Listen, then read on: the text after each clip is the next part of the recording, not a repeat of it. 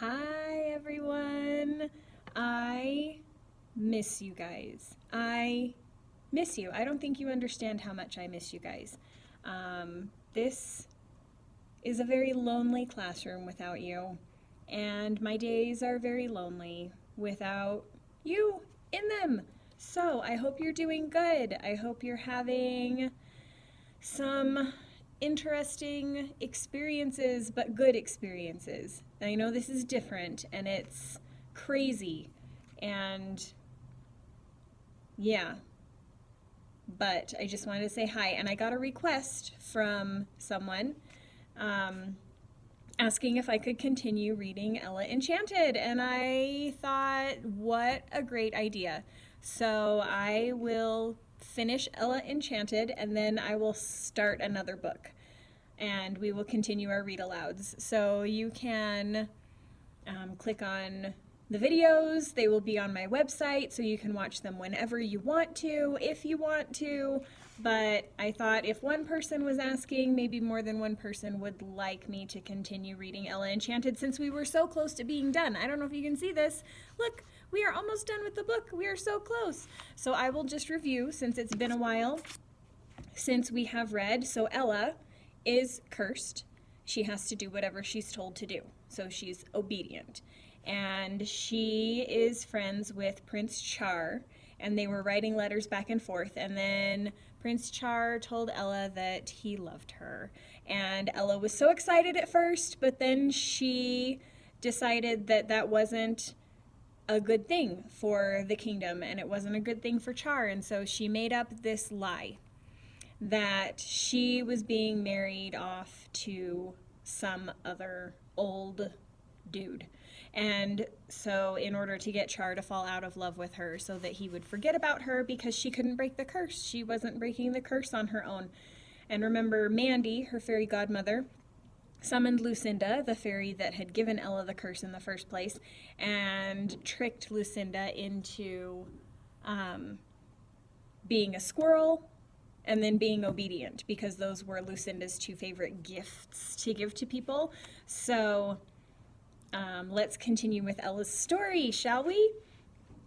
I endured 6 months of Hattie and Olive and Mum Olga by imagining my freedom when Lucinda released me from the curse. I didn't give up writing to Char. Since the new letters were never posted, I told him the truth about my life in Mum Olga's household. When Hattie told me that this earl or that duke loved her, I laughed over the absurdity of it to him. When Olive made me count her money again, he was informed. Every day she invents new hiding places for her wealth. There are coins in the hem of her gown, coins sewn into her sash, and coins buried in the stuffing of her waist roll.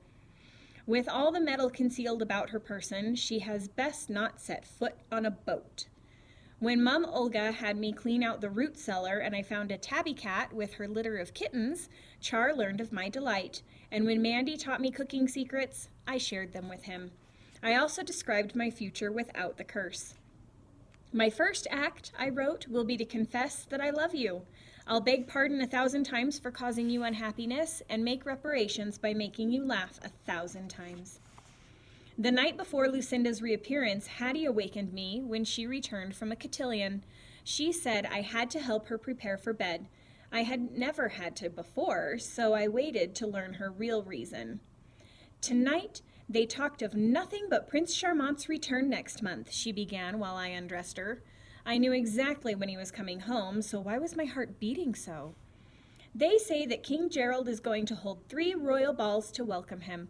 They say the prince will pick his wife at the balls. Ouch, be careful! I had stabbed her with a pin. For once, it was accidental. Mama says if I... Blah, blah, blah, blah. I didn't hear anything more. Were the balls Char's idea? Did he really mean to find his bride there? Had he forgotten me? Could I make him remember when Lucinda freed me? Hattie dismissed me eventually, and I spent the hours till dawn imagining my release from the curse and thinking about my reunion with Char. I couldn't decide whether I should steal one of Mum Olga's horses and ride to Eortha to surprise him, or whether I should wait and amaze him at the parties. In the morning, I woke Mandy and tried to convince her to feign illness so she could call Lucinda immediately, but no. First, we had to prepare Mum Olga's breakfast and wash all the dishes, and Mandy wouldn't use the smallest magic to speed the process up. When we were through at last, Mandy and I repaired to her bedroom, and I hid, as before, behind the curtains. This time, the room didn't fill with the scent of lilacs when Lucinda arrived. From my hiding place behind the curtains, I heard a rustling noise and then the sound of weeping. "Stop sniveling," Mandy said. The weeping became louder, more despairing. "I can't." The music and lilt were gone from Lucinda's voice. I heard panting as she fought to catch her breath. "But if I were still obedient," she puffed, "I would have to stop crying just because you told me to." More sobs. "What did I bring on those poor innocent people? How could I have done big magic and so carelessly?" "Oh, so your gifts weren't a good thing." I'd never heard Mandy be sarcastic before. "They were dreadful." "Terrible," Lucinda wailed. I wondered if her experiences had been at all like mine. "What happened?" Mandy asked, her voice kinder. "It was much worse to be obedient, but being a squirrel was bad enough. Half the time I was cold and wet, and I was always hungry. I never got a decent night's sleep because I was too cramped curling up in knotholes in trees. Once, an eagle carried me off. I was only saved because it flew into a violent storm and dropped me over a tree." "And when you were obedient?" Mandy asked. "I turned myself into an 8-year-old daughter of shopkeepers. I thought it was only fair to be a child, since I always bestowed obedience on infants. I suppose my parents meant well, but they insisted I eat the most awful food, and I had to go to bed before I was sleepy. My parents wouldn't let me disagree with them about anything. My father loved to read stories aloud, and I had to listen to every word. They commanded me to think about the morals in the stories, so even my thoughts had to be obedient. And all this I suffered at the hands of good people who loved me. If anything had happened to them, I shudder to think what would have become of me."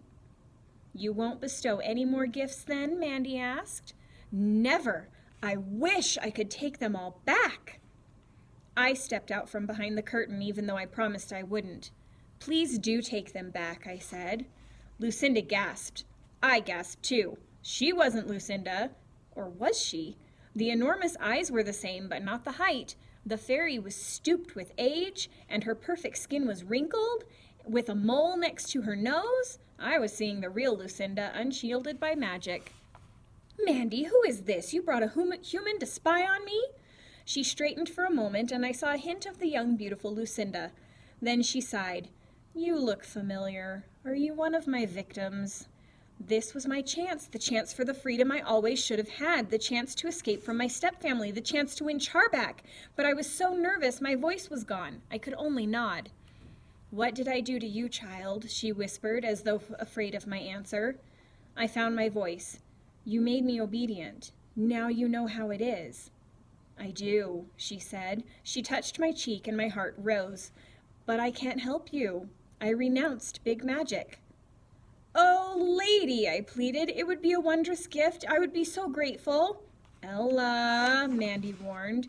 "Mandy, don't you think just this once?" Lucinda shook her head and wispy gray curls fluttered. "No, I mustn't. But if you ever have need of small magic, call on me. You have only to say the words, 'Lucinda, come to my aid.'" She kissed my forehead. "I remember you now. I thought you only spoke Eorthian." I begged her. I told her about my circumstances. I cried. She cried with me, sobbed harder than I did, but stood firm. I pleaded with Mandy to persuade her, but Mandy refused. "I can't, lady," she said. "It was big magic to cast the spell in the first place, but it would be big magic to undo it too. Who can guess what would come of it?"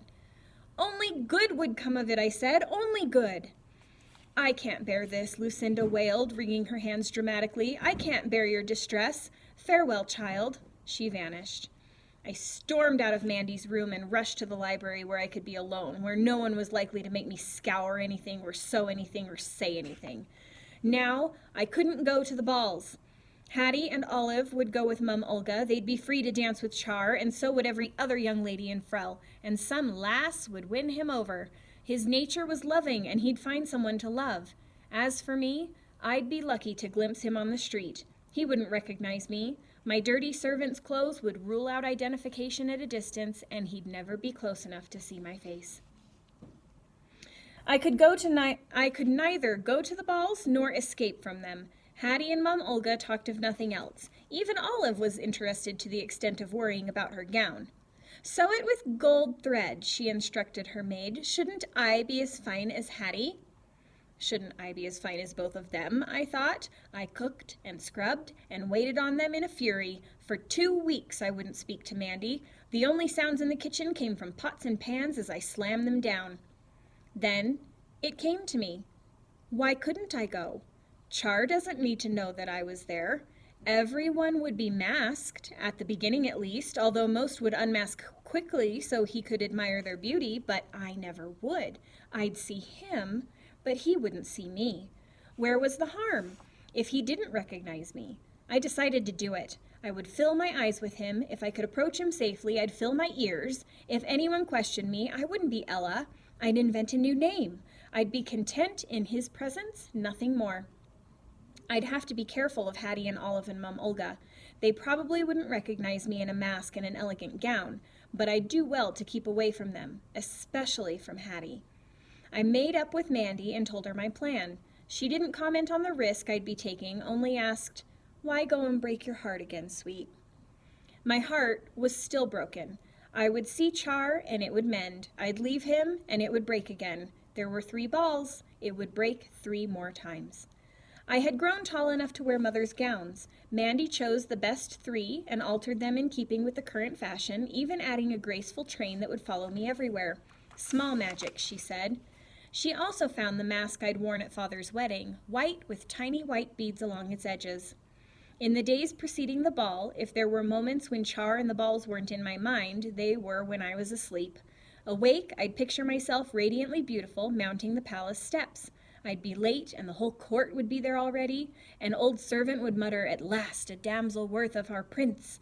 People would turn and stare, and a sigh of envy or appreciation would rustle through the assembly. Char would hurry to... I wouldn't allow him to see me. The old servant might approve me, but I would slip in unnoticed by anyone else. Within, noblemen in my proximity would beg me to dance. I'd oblige them, and the steps would carry me near Char. He'd see me and wonder who I was. After the dance, he'd attempt to find me, but I'd elude him. The next time he'd see me, I'd be in the arms of another partner. I'd smile at the stranger, and Char's heart would be touched. My thoughts were nonsense. I would see Char and be invisible to him. Perhaps I'd see him fall in love with another maiden. At night, I searched my magic book for illustrations of Char or anything written by him, but the book fell open to pages written in Eorthian, written by Arita in her diary. I read eagerly. She wrote, "The inn has never had such important guests before. Prince Charmant and his knights stayed here last night. Mother was so nervous, she backed into a table while curtsying. It went over, and Aunt Inep's vase smashed into 100 pieces. Mother, Father, I, Allo, Ufimzi, Itzy, and even Etimi went down on our knees, picking up shards so the prince wouldn't step on something sharp. It was so crowded on the floor, I bumped into someone's shoulder. When I turned to apologize, I was face to face with the prince, who was crawling about with the rest of us. He insisted on paying for the vase. He said it never would have happened if not for him. Then he apologized for knocking into me. I couldn't answer him. No words would come. I could only nod and smile and hope I didn't seem too much of a bumpkin. At dinner, when I brought his drinks, I did manage to speak, perhaps because I truly had a question, not simply a wish to impress. I told him I'd been at finishing school when Ella ran away, and I asked if he knew whether she was safe. When I said her name, one of the knights called out, "The ogre tamer! Whatever happened to her?" The prince was quiet for so long after my question that I worried I'd offended him. But when he spoke, he didn't seem angry. "You were her friend?" he asked. "You liked her?" I told him Ella was the best friend I ever had. He paused again, and I feared he would say she had died. But he finally answered that he believed her to be well and married to a rich gentleman. He added, "She is happy, I think. She is rich, so she is happy." Without thinking, I blurted, "Ella doesn't care about riches." Then I realized I'd contradicted a prince. "How do you know?" he said. I answered, "At school, everyone hated me because I wasn't wealthy and because I spoke with an accent. She was the only one who was kind." "Perhaps she's changed," he said. I don't think so, Your Highness. I contradicted him twice. That was the end of our conversation, and I shall remember it forever. I watched him all evening, before and after we talked. Before, he had talked and joked with his men. After, he spoke no more. Married? How could it be? I wish I could see her again. I wished I could see Arita. I wished I could have seen Char's face when she defended me, but no illustration accompanied her journal. And that's where we will stop today. Oh my gosh, you guys, this last part of the book is so exciting. I love it. It's one of my favorites. So I will see you guys later. Have a wonderful day. Enjoy this beautiful weather. And yeah, we'll finish the book some other time. Okay, bye.